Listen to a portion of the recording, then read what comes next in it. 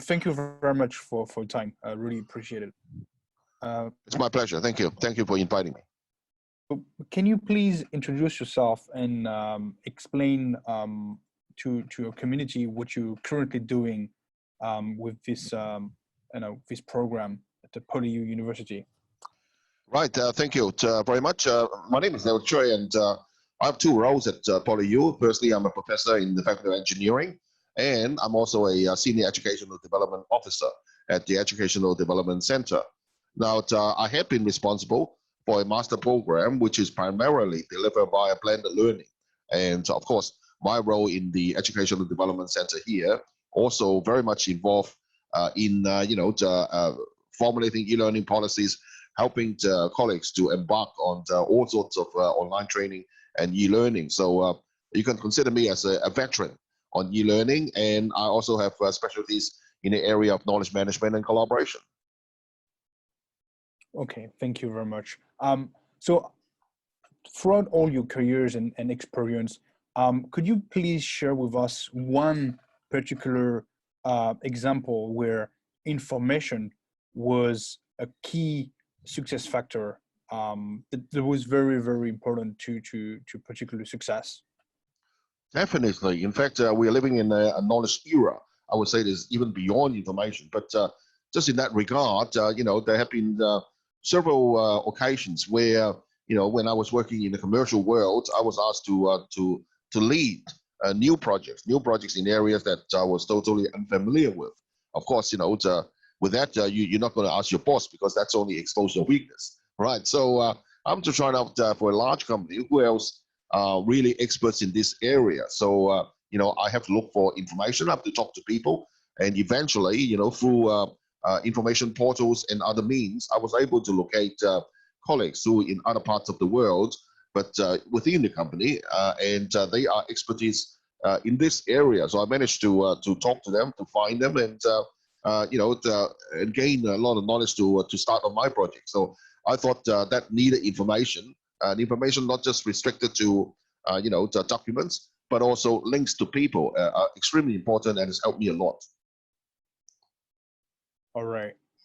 And is there any example that you could share with us where a lack of information was a key element of a failure that you see, in different companies that you work for, or even at PolyU? Well, in fact, unfortunately, plenty of occasions like that everywhere. It's not restricted to a particular organization, a particular individual. It just so happens that most of us, are working within a particular, I would say, a unit or a compartment, a department in an organization, and over time that develops a lot of silo. So it has occurred to me many times. In fact, when I was trying to solve a problem, be it a computer problem, a business problem, I eventually solve it. Sometimes by myself, sometimes with my inner project team, but only to find out accidentally discover that another team in another department has already encountered that problem. So silly me, blind me. We have wasted a lot of time reinventing the wheel, when that time could have been saved and accomplished other things. All right. And so currently with the, this crisis with the virus, for the world, you've got a lot of people working from home. So they discover a lot of tools that are actually very good for knowledge sharing. If you take Zoom or Slack, which enables people to write things. Do you have any experience dealing with companies that are fully remote? And if you had, did you see a difference in the way they manage information and knowledge compared to a company that is, not distributed? Well, I think I can answer the first part better than the second part. Maybe you're not aware, I actually came from the industry before I returned to academia. So looking back, I have half my career in industry, primarily in Australia, and then the other half year at PolyU in Hong Kong. And I remember that even when I was working for the American firms in Australia, that was as far back as 25 and to 28, even 30 years ago. Working from home or working remotely, it's not unusual. it may not be a norm, but it's certainly extended to a lot of people, because in the Western world, you can appreciate that travel can be of quite a distance from your home to work. So, it's not unusual that I have colleagues who constantly or regularly work from home. Now, with that, company set up the hot desk and so forth, so that, it can accommodate anyone who happens to be in on that particular day and work. Now, in terms of sharing information, I clearly remember even at that time there were project spaces, information and knowledge portals, and we are all encouraged to follow the company's designated procedure, processes, and practices in order to harness good information, put it centralized into a repository, so that other colleagues would hopefully have a good chance of locating what we have done, and hopefully would have reduced the time in searching and reusing good information. All right, but so it comes down to the people, not the tools. Well, it's a bit of a both. I think it's a bit of a both, because with tools, you may get automation, you get a bit of excitement, but without people's continuous adoption, without the culture, without other people joining, I don't think the whole system would work.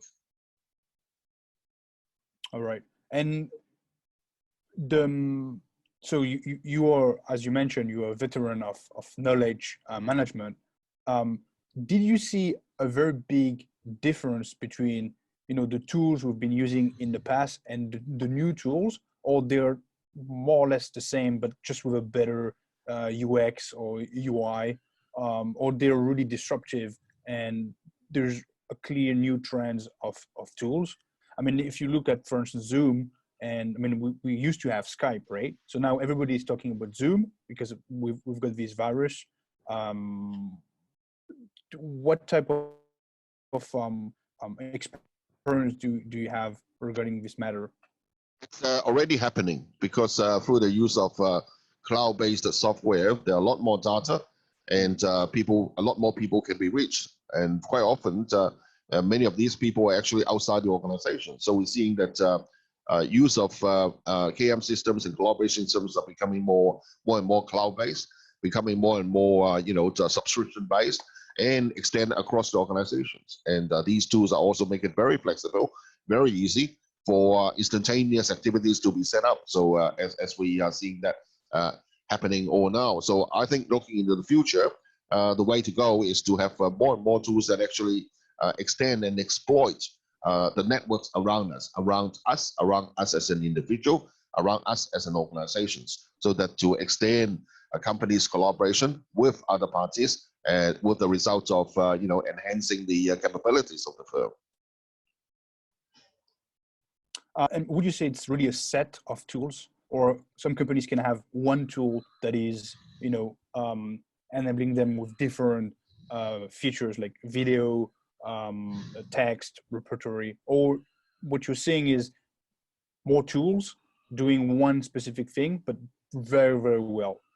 Well, if the past is a guide, and also we are in the age of digitalization, the IT world is very good as the next big thing. So whenever we evolve in the new things, there are always a few major players, and then consolidation will happen.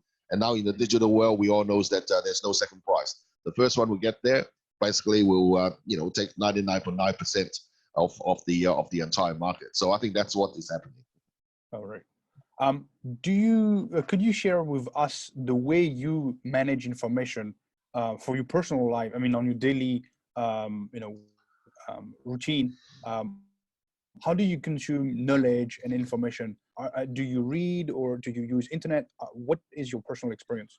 Very, very good question. Thank you very much. In fact, this involves the whole area of personal knowledge management. So for me, not only I have already configured subscriptions and alerts from various parts of the internet and the library to deliver me information on a daily basis. I also have set filters for prioritizing and also limiting the amount of information sent to me. Now, it's not just myself. I also work with my graduates and students to combat information overload together. So I read some of the information, my students also read some, and together, because we are already under a trusted network. So together we can partially reduce the information glut that is imposing on us, and that's been very effective, and I appreciate that very much. So I learned a lot from the materials and also from my students, and I hope vice versa is also true. So I think going forward, it's not just an individual's task. We have to be smarter. We have to learn and work collaboratively. So what you're saying is, to deal with information overload, you set up some filters, and actually it's not filters just for yourself. You use a network of filters using your students and the people around you. Exactly, because one sentence summarizes it all. Knowledge resides in the network. So network is net worth in terms of knowledge. Well, network can generate net worth. Yes. All right. Thank you very much for sharing. So it's actually a good, a very good advice. Do you have any other advice or tips that you could share with us, how to deal with, fake news or information overload? I mean, probably, the misinformation, because we talk about, about knowledge and information management, but a big part of knowledge management is actually to tell what is knowledge and what is not yes, knowledge. sure. I mean, part of an aspect of knowledge is the the validation of the authenticity and the source, as well as the credibility of a piece of information. So now, obviously, I don't have the universal formula, but I operate based on personally, as what I've told you, not just me reading the information, but my trusted group of friends are also reading information. So I get support and opinions from them as well. And secondly, I think to everybody, we have to continue to maintain our own beliefs and values. We don't blindly trust whatever that's being presented to us. We have to apply critical thinking. We also have to be, up and astute with digital literacy skills, so we can verify and ascertain whatever we are reading, whatever we have received is indeed believable or partially believable or what. So I don't think any tools, any person can take that away from us. So there's a piece of personal responsibility and personal critical thinking much involved, together with tools, together with our trusted network. Okay, so for you, it comes down to critical thinking at the core of the solution. Critical thinking, background research, common sense can take you a great deal because sometimes when some piece of information being presented to you, if you think deeper, you find that's contradictory and it just doesn't sound right. So common sense and critical thinking takes time to develop. Over the years, did you see a negative trend? I mean, people lowering the defense in terms of having critical thinking, or you feel that we're getting better at well, unfortunately, I don't have any good news to share. I find that many people didn't pay sufficient, in my view, sufficient attention in that particular department, and unfortunately they tend to easily believe in gossips, rumors, and just untruthful information. If you look at the panic buying and havoc happening across all cities, toilet paper and the COVID-19 virus, well, where's the critical thinking? You tell me.